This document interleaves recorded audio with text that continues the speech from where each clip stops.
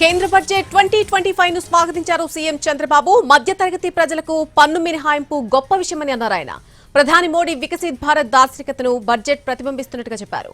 మహిళలు, పేదలు, యువత, రైతుల సంక్షేమానికి ప్రాధాన్యతనిచ్చారన్న సీఎం రాబోయే 5 ఏళ్లలో వృద్ధికి 6 కీలక రంగాలను బడ్జెట్ గుర్తించిందని అన్నారు.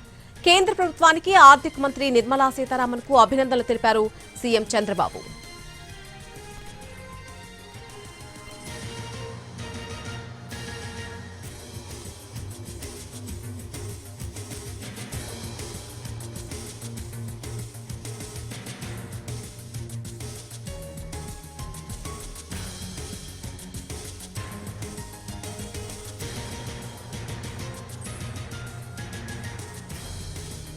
కేంద్ర బడ్జెట్ ను సీఎం చంద్రబాబు స్వాగతించారు. మధ్యతరగతి ప్రజలకు పన్ను మినహాయింపు అనేది గొప్ప విషయమని అన్నారు ఆయన.